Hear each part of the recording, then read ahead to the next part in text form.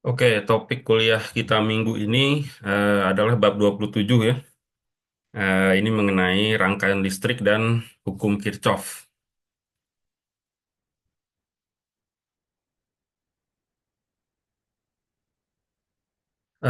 Ini pertama-tama kita bisa tinjau sebuah rangkaian listrik itu sebagai proses transfer energi ya. Di sini Anda bisa lihat sebuah rangkaian sederhana terdiri dari ini ada dua baterai ya, baterai A dan baterai B. Kemudian ada sebuah resistor. Dan di sebelah kiri sini ada ini dinamo ya motor ya yang bisa digunakan untuk mengangkat beban. Kemudian di sini ada keterangan bahwa tegangan B itu lebih besar dari tegangan A ya. Jadi di sini ada dua baterai A dan B. B itu lebih besar tegangannya dibanding A. Dengan demikian kita bisa tentukan arah arus listriknya. Karena ini lebih besar, jadi arah arus listriknya begini ya.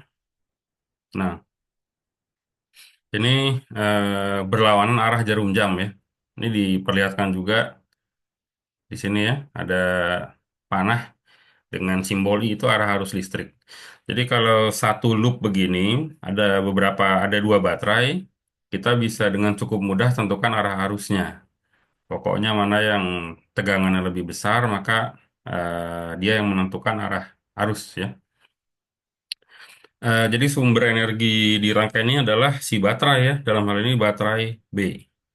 Jadi bagaimana proses transfer energi yang terjadi? Di sini dijelaskan di diagram yang kuning-kuning ini ya. Sumber energi dari B ini ada satu itu menuju ke si motor dinamo ya, digunakan untuk mengangkat beban.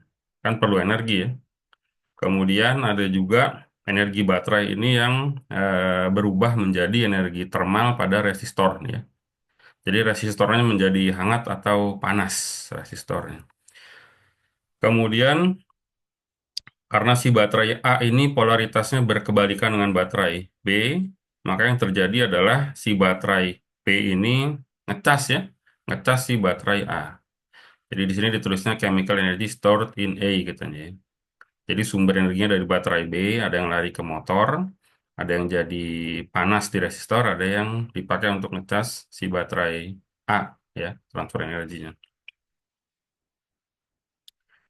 Kemudian kalau kita lihat lebih detail mengenai si baterai ini ya, baterai itu dia yang namanya baterai itu memiliki beda potensial atau tegangan yang konstan ya. Dia menjaga tegangannya konstan. Jadi yang atas ini ada kutub positif, bawah ada kutub negatif, arusnya mengalir dari positif menuju negatif ya. Arusnya ngalirnya gini ya, arusnya. Ditunjukkan dengan anak panah I ini ya. Nah, kalau kita lihat di bagian si baterai, ini arus ini jadi harus apa istilahnya ya, melompat dari kutub negatif menuju positif ya. Itu tidak akan terjadi secara spontan dengan sendirinya, enggak. Jadi perlu dilakukan usaha atau kerja untuk memindahkan muatan dari negatif ke positif sedemikian sehingga arusnya bisa mengalir ya. Itulah definisi dari GGL ya. Definisi GGL adalah GGL sama dengan dW dQ ya. Ini kan bisa kita baca sebagai berapakah usaha yang perlu dilakukan untuk memindahkan satu muatan pada baterai ini ya dari kutub negatif ke kutub positif. Itulah GGL. Atau bahasa Inggrisnya itu EMF ya, Electromotive Force. Bahasa Indonesianya ya GGL, gaya gerak listrik. Simbolnya ini seperti huruf E begini ya. Ini GGL. GGL ini satuannya volt, jadi satuan tegangan ya.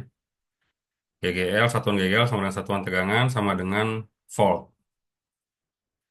Kalau lihat dari sini, satuannya sama juga dengan joule per coulomb ya. dWdq itu kan joule per coulomb. Ini nanti ada beberapa rule yang kita pakai ya. Rule-nya itu ya yang dikenal sebagai hukum Kirchhoff ya. Rule yang pertama itu yang paling simpel itu dikenal sebagai loop rule. Loop rule itu secara sederhana itu bisa kita jelaskan sebagai eh di bawah sini kan ada sebuah loop sederhana ya. Sederhana karena terdiri dari satu loop saja, ini single loop judulnya, single loop. Jadi cuma satu saja. Baterainya ada di sisi kiri. Arus listrik langsung ditentukan ya, yaitu dari kutub positif menuju negatif. Jadi arah arus listriknya adalah searah jarum jam atau clockwise, ya. Searah jarum jam.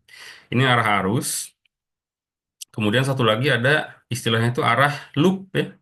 Loop itu bisa diartikan sebagai lintasan, seolah-olah lintasan kita berjalan mengelilingi si rangkaian listrik ini ya.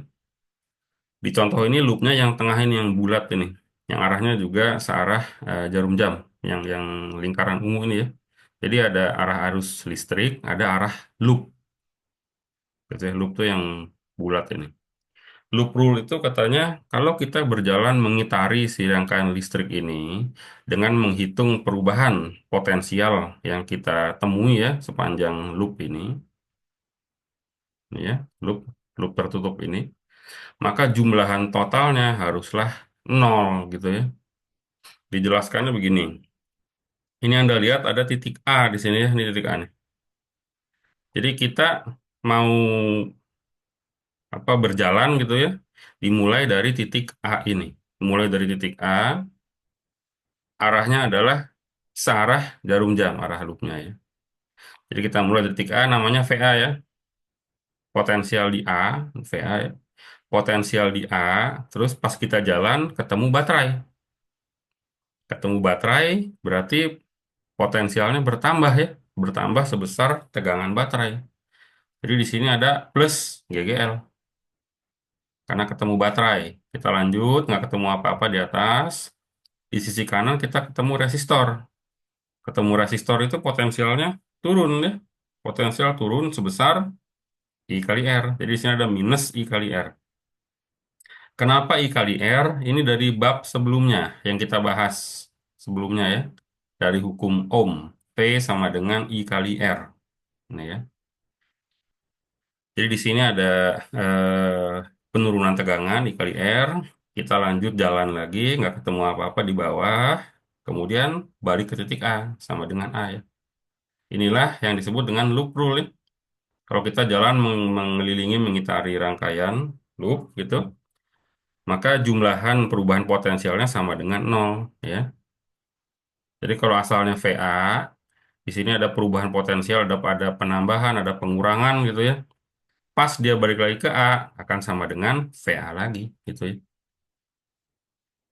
Dari persamaan ini di ruas kiri dan kanan sama-sama ada VA. Bisa saya coret ya. Coret, coret.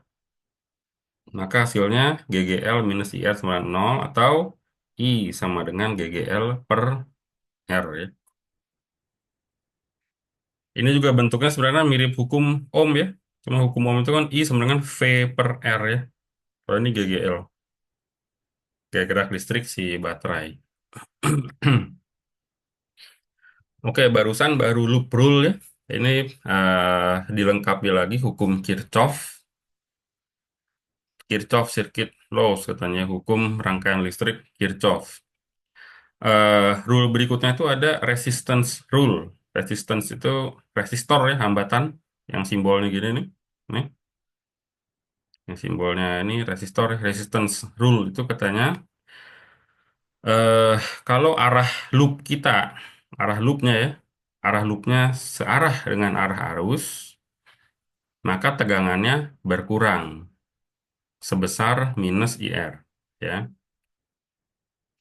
Di contoh kita tadi kan arah arusnya searah jarum jam ya, nih arah arus searah jarum jam, demikian juga arah loop searah jarum jam juga ya. Jadi arah arus searah dengan arah loop, maka ketika melewati resistor akan terjadi penurunan tegangan sebesar minus IR ya. Kalau sebaliknya, kan loopnya kita bebas menentukan sebenarnya ya. Loopnya saya balik arahnya ke sini, loopnya boleh, nggak apa-apa ini ya, boleh bebas. Kalau loopnya saya balik arah, berarti arah loop berkebalikan dengan arah arus. Maka yang terjadi adalah kalau saya jalan dari titik A, saya jalan ke arah sana ya. Titik A, saya jalan ke arah sana, ketemu R.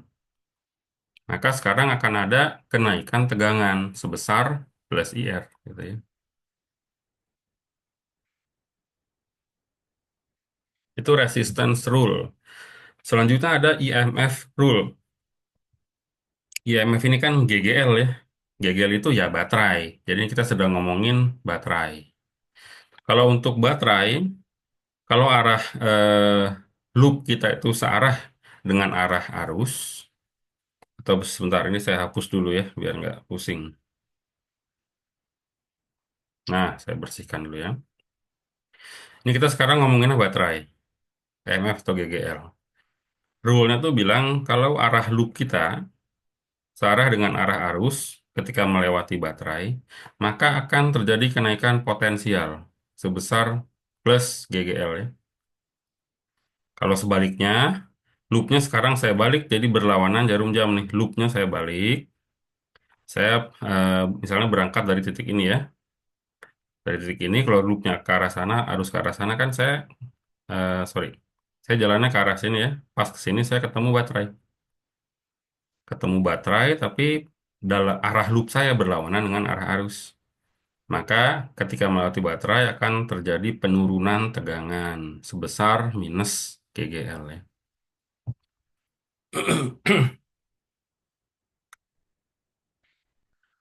Oke, sekarang kita tinjau sebuah rangkaian listrik. Ini masih sederhana juga ya. Terdiri dari satu loop saja, single loop. Ini gambarnya satu loop. Cuma sekarang jumlah resistornya ditambah jadi 3 buah seperti ini ya. Kalau kita lihat begini, susunannya ini kan susunan serial ya. Susunan serial. Jadi ini susunan resistor serial. Sekarang katakanlah kita berangkat dari titik A ya. Ini A ya, agak nggak kebaca nih. Kita berangkat dari titik A dengan arah loopnya itu begini, apa? Searah jarum jam ya, clockwise arah loopnya. Ini pertama Anda lihat di sini ada sebuah baterai yang menentukan arah arus. Arah arus itu dari kutub positif ke negatif ya. Jadi di sini sudah ada nih arah arusnya juga searah jarum jam ya. Kalau kita berangkat dari titik A ke arah sana, pertama kita ketemu si baterai ya. Ketemu baterai karena arah loop kita searah dengan arah arus, maka tegangannya naik sebesar plus GGL. Jadi di sini ada plus GGL pertama ya. Kemudian lanjut terus, di atas ketemu resistor R1. Ini arah loop searah dengan arah arus, jadi terjadi penurunan tegangan. Resistance rule tadi ya, sebesar minus IR1. Jadi di sini ada minus IR1. Dan seterusnya ini ya, ketemu R2, R3, turun lagi min R2, turun lagi min R3, kemudian balik ke titik asal A. Kan tadi loop rule itu bilang kalau saya berkeliling si rangkaian listrik ini, jumlahan dari perubahan tegangannya harus nol kan ya. Jadi di sini di ruas kanannya sama dengan nol. Atau bisa juga, tadi kalau saya tulis lengkap, termasuk VA-nya ya, saya bisa tulis VA plus GGL minus min IR1 minus IR2 minus IR3 sama dengan VA ya. Ruas kiri dan kanan sama-sama ada VA saya coret, ya jadinya gini juga sama ya. Dari sini kita bisa keluarkan si I-nya. Jadi I sama dengan GGL per jumlahan dari 3 resistor tersebut. Nah, si rangkaian serial resistor ini bisa kita modelkan jadi yang bawah ini ya. Jadi seolah-olah ada satu saja resistor ekivalen namanya ya, satu ya. Berapakah nilai resistor ekivalen ini? Kita bisa lihat dari persamaan yang atas ini ya.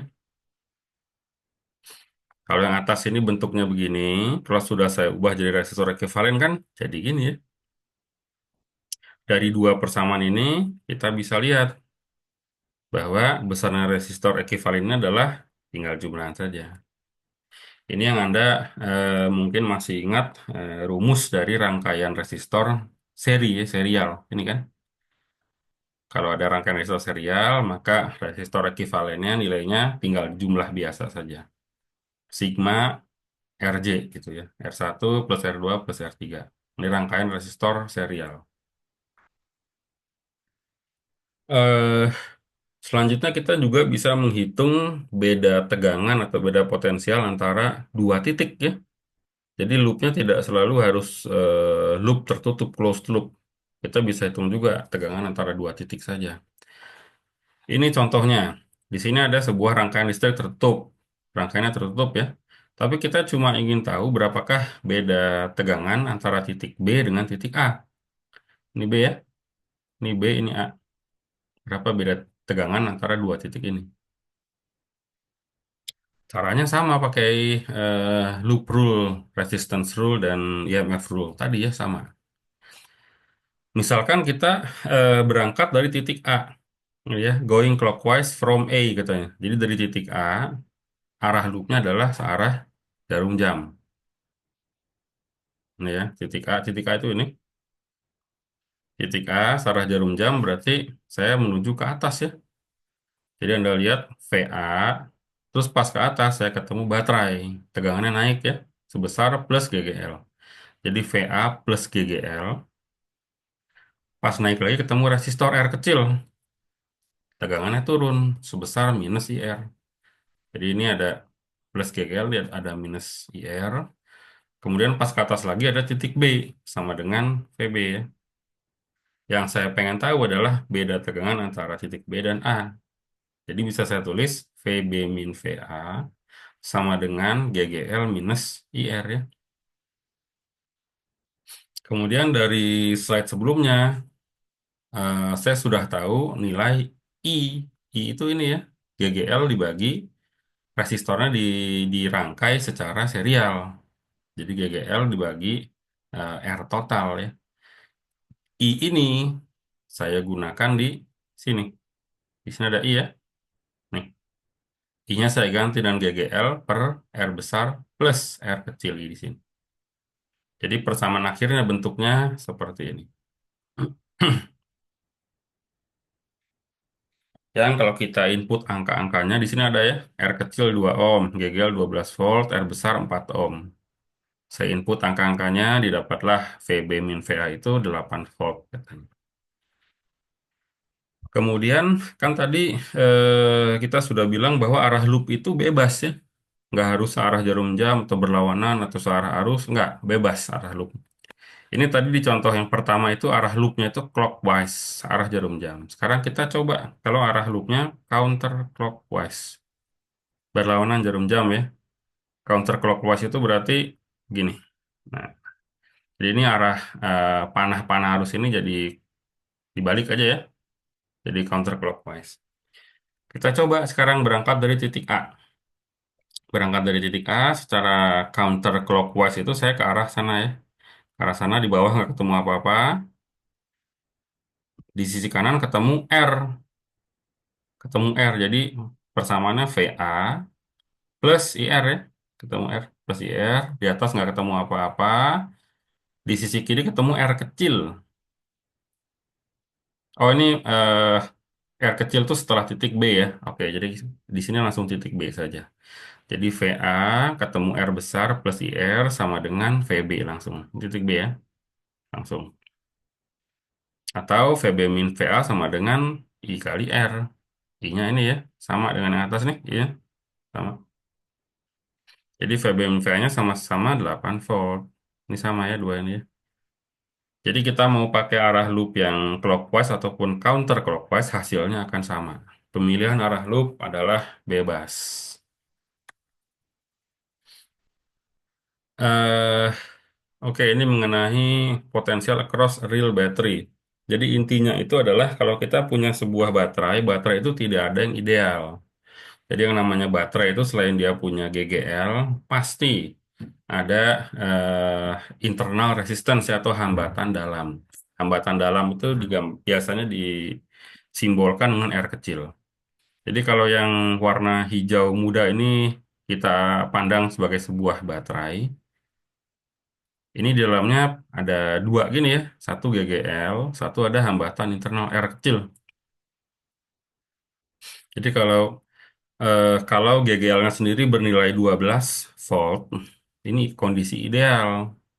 Idealnya tuh 12 volt.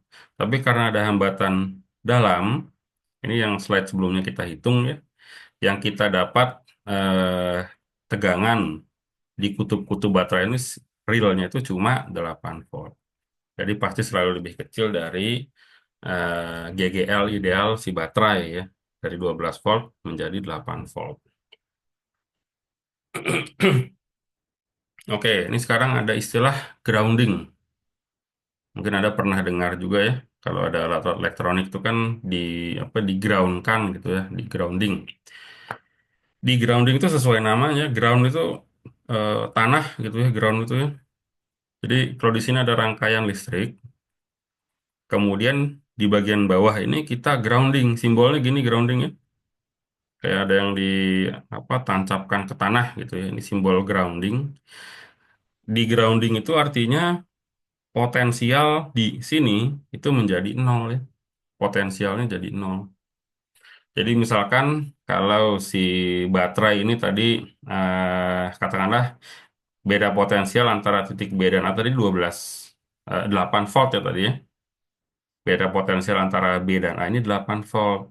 Kalau kita kalau bagian bawahnya kita grounding seperti ini, maka VA-nya jadi nol. Kalau VA-nya nol, maka VB-nya adalah plus 8 volt ya, plus 8 volt. Pada kasus lain, yang kita grounding adalah bagian atasnya nih, bagian atas. Karena groundingnya ditaruh di sini, maka VB-nya yang menjadi nol. VB menjadi nol, karena beda potensial bedanya itu 8 volt, maka VA-nya menjadi minus 8 volt. Ya. VA minus 8 volt, VB-nya 0 volt. Delta V-nya 8 volt. Jadi grounding bisa ditaruh di mana saja ya. Di bawah bisa, di atas bisa, pokoknya bagian rangkaian yang tersambung ke grounding tersebut, maka potensialnya menjadi nol. Itu ya aturannya ya. Sini ada catatannya nih. Ground is taken to be zero potential katanya ya. Nah, sekarang kita lengkapi lagi rule-nya.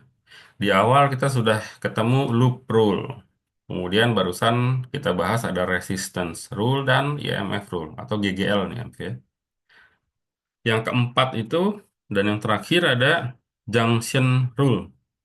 Junction rule ini gampang saja. Ini perhatikan di bawah ini ada gambar kabel yang bercabang ya. Kabel, kemudian cabang dua.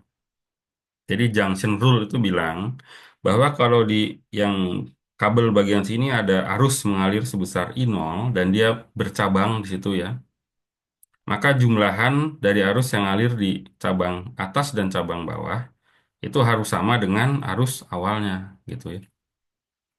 Atau I0 sama dengan I1 plus I2 ya, gampang ya. Pokoknya kalau bercabang satu ke sana-sana, ya jumlahan yang ada di cabang sama dengan arus awal gitu ya, gampang. Nah, dengan junction rule tersebut, sekarang kita bisa melakukan analisa terhadap rangkaian yang multi loop.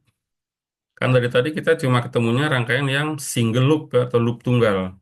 Sekarang kita bisa menganalisis multi loop. Di gambar ini, Anda lihat di sini ada sebuah rangkaian terdiri dari dua loop ya.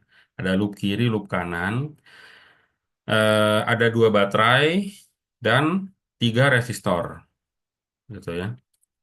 Beberapa pertanyaan yang perlu kita jawab dalam analisa kita adalah, pertama, kalau lihat gambar seperti ini, ada berapa loop? Ada dua ya, kiri dan kanan.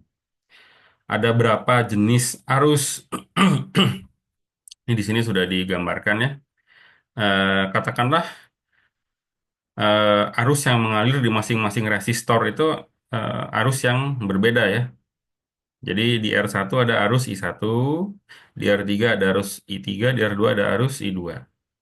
Dari junction rule kita bisa lihat nih bahwa kalau saya gambar ulang panahnya sini ya, nih, bahwa I1 plus I3 itu sama dengan I2 ya. Nih, kalau saya pandang ini sebuah junction. I1 plus I3 sama I2. Ini juga junction sebenarnya, ya. Junction. Sama persamaannya. I2, ini I2 ngalir ke sana ya, bercabang. Jadi I1 dan I3, ya. Jadi persamaannya sama. I2 sama dengan I1 plus I3. Gitu ya. Jadi ada berapa jenis arus? Ada tiga jenis. I1, I2, I3. Kemana arah tiap arus? Nggak tahu kita ya. Nggak tahu arahnya kemana. Baterainya juga ini polaritasnya berkebalikan ya.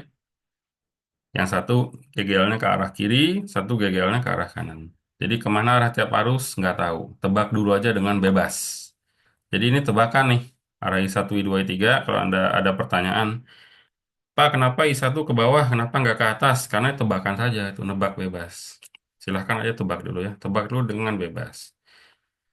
Aturannya itu jika nanti perhitungan menghasilkan nilai arus positif, maka tebakannya benar, gitu ya. Kalau setelah dihitung, ternyata besar I1 itu positif, berarti benar arahnya ke situ. Tapi kalau setelah dihitung, ternyata arus I1 ini nilainya malah negatif, berarti tebakannya salah. Tebakan arah ya, tebakan arahnya salah. Arah yang benar adalah kebalikannya ke sana, gitu ya. Demikian juga dengan I3 dan I2, sama aturan. Kemudian yang terakhir itu kemana arah tiap loop Kirchhoff? Bebas ya. Mau arahnya berlawanan jarum jam gini, boleh. Mau searah jarum jam, boleh gitu ya. Demikian juga dengan yang loop kanan, mau mau loopnya ke sana boleh, ke situ boleh, bebas. Asal semua empat rules diterapkan dengan benar. Rulesnya ini tadi ya. Satu, dua, tiga, empat. Ada empat rules ya. Jadi sekali lagi yang penting arah arus itu bisa kita tebak dulu dengan bebas, nebak aja di luar arus. Demikian juga dengan arah loop, bebas gitu ya. Asal diterapkan dengan benar aturan ini semuanya. Ya, ini ada contoh ya, contoh yang tadi multi loop circuit ya. Eh, Contohnya untuk kedua loop ini kita pilih arah loopnya itu berlawanan jarum jam dua-duanya ya. Ini yang panah biru tebal ini ya. Ini berlawanan jarum jam dua-duanya. Dari junction rule-nya itu kita pilih titik D ini ya. Kita dapat persamaan ini dari junction rule ya. I1 plus I3 sama dengan I2. Kemudian kita tinjau yang loop loop satu itu loop kiri ya. Kita tinjau loop satu, kita berangkat dari titik B katanya. Ini titik B ya. Dari titik B ke arah kiri ketemu baterai. Jadi di sini ada plus GGL1 ya. Terus ketemu R1, jadi minus I1 kali R1 nih, minus 1 kali R1. Terus di bawah tidak ada apapun, balik ke sini ketemu R3. Ketemu R3, arah loop kita ke atas, pas di sini ya. Pas ke R3, arah loop kita ke atas, arah I3-nya ke bawah nih. Nih, jadi berkebalikan ya. Dari resistance rule, berarti saya harus tulisnya ini plus I3 R3 ya. Oke, jadi yang sini minus, sedangkan yang sini plus dari resistance rule. Kemudian kita balik ke titik B, jadi sama dengan nol. Itu loop satu. Untuk loop 2 sama kita berangkat dari titik B ya. Berangkat titik B berarti langsung ke bawah, ketemu R3 langsung. Berarti min I3, R3. Di bawah tidak ada apa-apa, di sisi kanan saya ketemu R2. Min I2, R2. Kemudian di atas saya ketemu baterai, di mana arah loop saya, arah perjalanan saya ke kiri, sedangkan arah GGL baterai ke kanan ya, berlawanan arah. Karena berlawanan arah, maka GGL-nya harus saya tulis minus GGL2 ya. Kemudian balik ke titik B sama dengan nol. Gitu ya. Di sini kita sudah punya tiga persamaan. Satu dari junction rule, ini persamaan satu ya. Ini persamaan kedua, ini persamaan ketiga. Jadi ini sudah bisa kita pecahkan. Kan kita yang ingin kita pecahkan itu kita ingin mendapatkan nilai semua arusnya ya, I1, I2, I3. Jadi ada tiga. Ada tiga variabel yang tidak diketahui dan tiga persamaan. Jadi bisa kita pecahkan ya menggunakan tiga persamaan ini. Yang bawah ini jadi sebenarnya nggak terlalu perlu juga ya. Cukup kita pecahkan dengan tiga ini. Sudah cukup nih.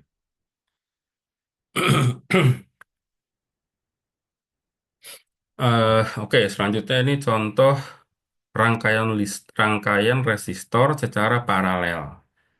Anda lihat di sini ada sebuah baterai dan tiga buah resistor dirangkai secara paralel, ya.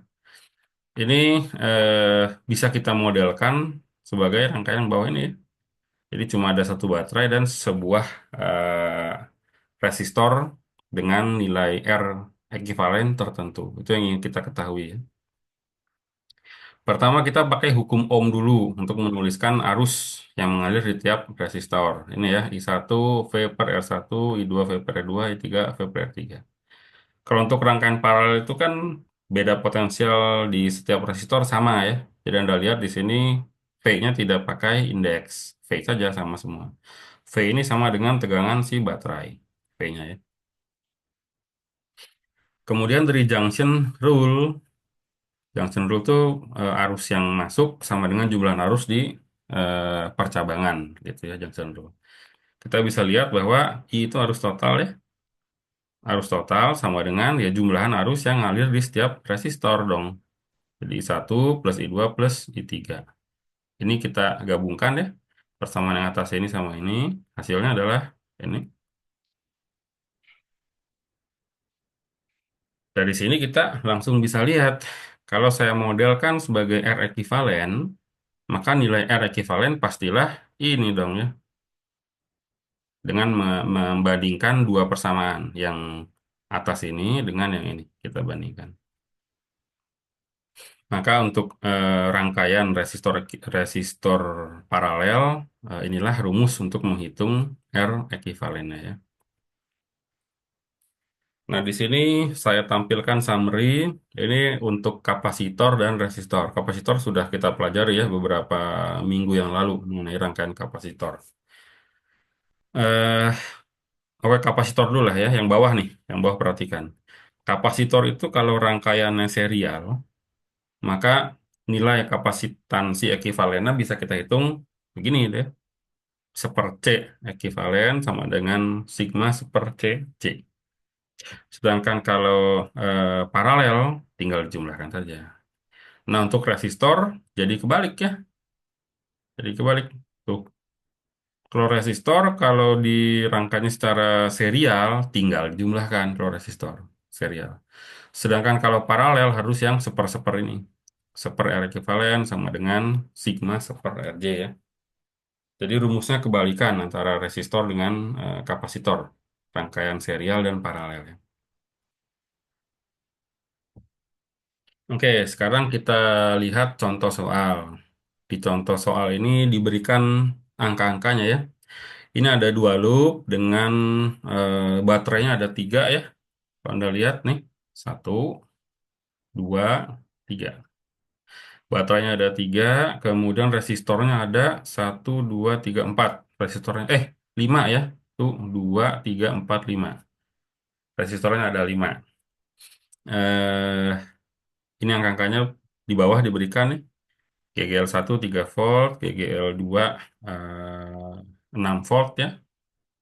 Kemudian R1 dan R2 diberikan juga. Oh, ini simbolnya namanya sama-sama R1 ini ya. R1-nya ada 3 nih. Kemudian R2-nya 1 ya, R1-nya ada 4 nih. Semua nilainya diberikan di sini.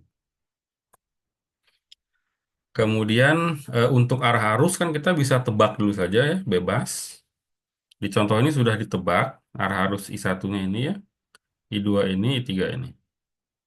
Dan arah loopnya kita tentukan aja. Yang loop kiri itu kita pakai clockwise. Clockwise itu searah jarum jamnya loop kiri. Sedangkan loop kanan kita pakai counter clockwise. Oke, mulai kita kerjakan ya. eh yang paling simpel itu junction rule. Jadi kita tuliskan dulu junction rule yang pertama. kita anggap si junctionnya itu titik B aja ya, junction dulu titik B. Di sini kita bisa lihat bahwa arus awalnya itu I3 nih ya. I3 ngalir ke bawah, kemudian bercabang, satu kiri, satu kanan ya. Jadi saya tulis I3 sama dengan I1 plus I2. Kemudian untuk loop yang kiri, kita mulai dari titik A dan arahnya clockwise. Jadi VA, kemudian ketemu R2 ya. Jadi Anda lihat yang ini nih persamaannya. VA minus I3R2, kemudian ketemu baterai kedua ini ya. Eh, Bentar. Oh, ini karena saya susah nulis GGL, jadi saya tulis sebagai V ini ya, minus V2. Ini nulis simbol GGL-nya agak susah, jadi saya tulisnya V saja. Jadi ini min I3R2, kemudian minus V2 ya. Lanjut ke kiri, ketemu R1, minus I1R1, ketemu baterai 1, plus V1, ketemu resistor R1, minus R1 sama dengan VA. Beres ya. Pakai Kirchhoff rule tadi, hukum Kirchhoff. Demikian juga untuk loop yang sebelah kanan, sama saja caranya ya. Sama aja. Jadi sekali lagi, kita punya tiga unknown variable, yaitu I1, I2, I3, dan tiga persamaan. Persamaan pertama, kedua, ketiga ya. Jadi kita bisa pecahkan tiga unknown dengan tiga equations ya. Ini detailnya cara menyelesaikan rangkaian listrik menggunakan hukum Kirchhoff ya. Ini tadi persamaan untuk yang loop sebelah kiri, kita ingin mengeliminasi si I3 ya. Anda lihat di sini ada I3 ya. I3-nya bisa kita ganti sebagai dengan I1 plus I2. Jadi di sini jadi I1 plus I2 ya. Jadi persamaannya hanya mengandung I1 dan I2 yang ini. Ini ya, akhirnya. 8 I1 plus 4 I2 sama dengan minus 3. Demikian juga untuk yang loop sebelah kanan. I3-nya saya ganti aja dengan I1 plus I2. Jadi saya dapat persamaannya hanya dalam I1 dan I2 saja ya. Kemudian dua persamaan ini ya kita gunakan untuk memecahkan untuk mencari nilai I1 dan I2. Didapatkan seperti ini. I1 dapat, I2 dapat, I3 dapat. Nah, Anda perhatikan ya tandanya. I1 itu ternyata kita dapatnya negatif. Ini artinya tebakan arah I1 kita salah, tebakannya salah. Jadi kita nebak I1 itu arahnya ke sana, ini salah. Yang benar itu ke sana berarti I1 ya. I1. Kemudian untuk I2 positif, berarti benar tebakannya. I2 itu tebakan kita arahnya ke ini. Ini udah bener ya, ini udah oke, I2. I3 negatif juga, tebakannya salah juga. Kita nebak I3 itu arahnya ke bawah, yang benarnya itu ke atas. Gitu ya. Karena hasil perhitungannya ternyata negatif. Gitu ya.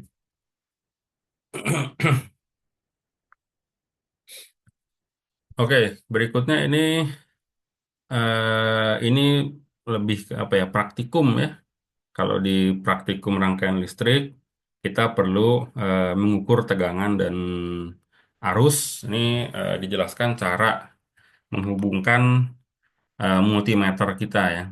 Kalau kita mengukur arus, berarti kita harus hubungkan si multimeter secara serial. Kenapa serial? Karena rangkaian serial itu arus listriknya arusnya sama ya.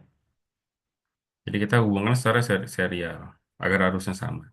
Sedangkan kalau kita mau mengukur tegangan pada suatu komponen, kita harus sambungkan multimeter secara paralel.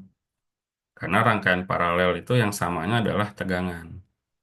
Jadi sekali lagi, pada rangkaian serial, ini kan dirangkai secara serial dengan resistor R kecil ini ya.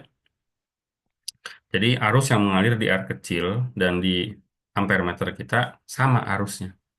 Tegangannya beda. Tegangan di R kecil dan ampermeter beda ya. Karena kita mengukur arus, ya kita rangkaian secara serial. Sedangkan untuk rangkaian paralel, kita mengukur nih berapakah tegangan pada R1. Kita harus merangkai si voltmeternya secara paralel. Karena pada rangkaian paralel, tegangan pada R1 dan tegangan V ini sama. Tapi arus yang mengalir di R1 dan V dan di voltmeter beda. Gitu ya. Kalau sedang praktikum rangkaian listrik. Eh, Selanjutnya kita tinjau ini rangkaian berikutnya ya. Rangkaian berikutnya itu kita kombinasikan komponen resistor dengan komponen kapasitor. Jadi Anda lihat sekarang rangkaian listriknya terdiri dari sebuah baterai. Ada baterai, ada resistor, dan ada kapasitor. Itu ya rangkaiannya ya. Di sini dilengkapi juga dengan sebuah saklar. Kapasitornya awalnya kosong ya, kapasitor kosong, saklarnya saklarnya asalnya tidak terhubung kemana-mana. Kemudian pada T90 saklarnya kita sambungkan ke A ya. Ini saklar kita sambungkan ke A. Jadi sekarang rangkaiannya terhubung ya antara baterai, resistor, dan kapasitor. Kan ini sebuah loop juga nih ya, sebuah loop satu loop tertutup. Jadi kita bisa gunakan hukum Kirchhoff. Kita tuliskan hukum Kirchhoff persamaan loopnya, kita dapat seperti ini dong ya. Sama seperti tadi saja. Kita berangkat dari sini misalkan ya, ke atas ketemu baterai plus GGL. Ke sini ketemu resistor minus IR. Ke sini ketemu kapasitor minus Q per C ya, sama dengan nol. Kemudian kita pakai definisi bahwa arus itu adalah dq dt ya. Arus ini kita ganti dq dt. Jadi kita dapat persamaan diferensial dalam Q. Persamaan diferensial dalam Q ini bisa kita pecahkan, solusinya yang bawah sini. I sama dengan C kali GGL kali 1 min E pangkat min T per RC. Ini bilangan Euler ya, 2,7 sekian itu ya bilangan Euler. Kita bisa hitung tegangan yang melewati kapasitor juga. Tinggal Q per C ya, di persamaan kapasitor, P sama dengan Q per C. Kita bisa dapatkan juga. Yang bisa kita, kalau kita plot Q ini sebagai fungsi waktu, diperlihatkan di grafik yang ini ya. Jadi dia Q-nya naik gitu. Kemudian setelah penuh ya stagnan nilainya sekian gitu ya, konstan. Makanya judulnya ini charging kapasitor katanya ya. Ngecas kapasitor, mengisi kapasitor. Jadi awalnya kosong, kita isi sampai penuh gitu ya.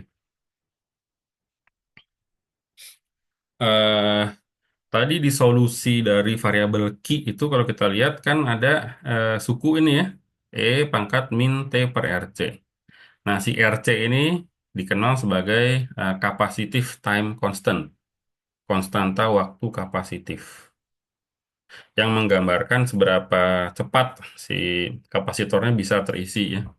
Ini kalau Anda lihat kan, kalau T-nya sama dengan RC, ini kan jadi E pangkat min 1 ya. Nih,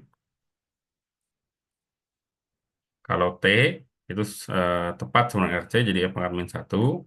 Jadi nilai Q-nya adalah 0,63 C kali GGL, atau 63% terisi. Gitu ya. Jadi menggambarkan seberapa cepat si kapasitor itu terisi, di mana nilai tau yang kecil itu lebih diinginkan karena artinya quick charging ya. Selanjutnya tadi tentang pengisian kapasitor, sekarang tentang pengosongan kapasitor. Jadi ini Anda bayangkan tadi ketika kita mengisi kapasitor kan saklarnya kita hubungkan ke A ya. Sekarang setelah kapasitor penuh, saklar saya hubungkan ke B gitu ya. Jadi rangkaian kita hanya terdiri dari sebuah resistor dan sebuah kapasitor yang terisi penuh, tidak terhubung ke baterai. Jadi persamaan loopnya hampir sama, hanya sekarang baterainya kita remove ya. Ini dia. Jadi tidak ada lagi baterai, nggak ada GGL, udah kita remove. Solusinya lebih sederhana, begini ya. Yang kalau kita plot itu namanya pengosongan ya, discharging.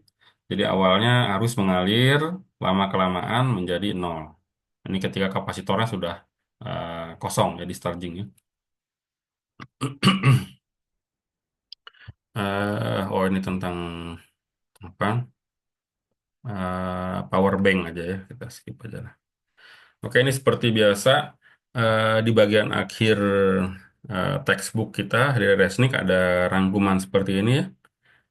Summary dari rumus-rumus yang kita bahas tadi selama satu bab kan. Ada definisi GGL, ada hukum Kirchhoff, loop rule, Johnson rule, dan sebagainya. Kemudian single loop circuits. Power ini sebenarnya di bab sebelumnya ya, daya. Di hukum Ohm kita sudah ketemu ya, P sama dengan I kali V atau I kuadrat R. Nah ini ya, I kuadrat R. Kemudian tadi kita sudah turunkan persamaan menghitung hambatan ekuivalen. Hambatan ekuivalen, kemudian ini rangkaian serial, kemudian rangkaian paralel ya. Dan ini tadi namanya rangkaian RC ya. Satu ada pengisian kapasitor, kemudian ada pengosongan kapasitor nih ya. Sampai sini, apakah ada pertanyaan?